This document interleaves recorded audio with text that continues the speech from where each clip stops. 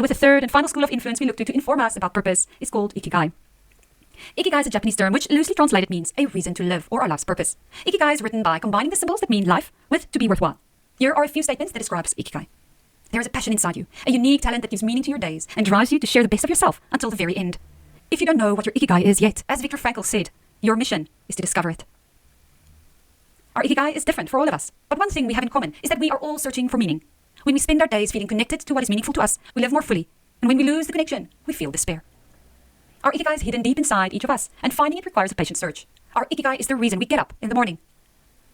One thing that everyone with a clearly defined Ikigai has in common is that they pursue their passion, no matter what. So it seems like life purpose is a combination of finding purpose and creating purpose. You don't necessarily choose your life purpose because you find it inside, but you do choose what you do with it. You create from it. Another way to view this could be inner purpose and outer purpose working together, aligning your inner purpose, your being, with your outer purpose, your doing. So what does that mean? The primary inner purpose or being. In a spiritual sense, your inner purpose is shared with all humanity. It's the awakening and staying awake to who you are.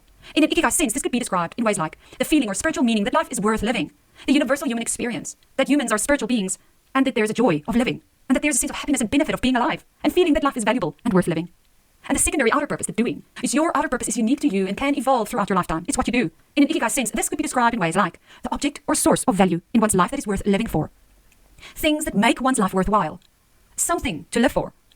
Cultivating one's inner potential. Allowing the self's possibilities to blossom.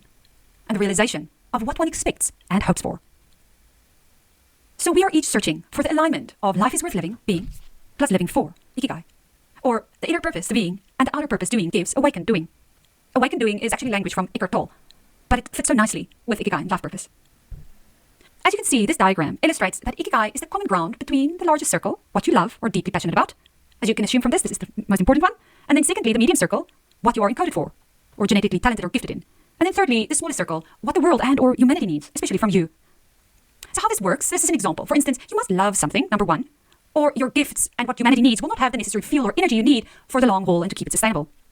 As Kowalski said, as an example, he said, I stopped competitive running when I lost the love for it. Not saying that I was necessarily genetically encoded for running or that it was good for humanity or the world, but the loss of the love for it became a deal breaker for the rest of the process.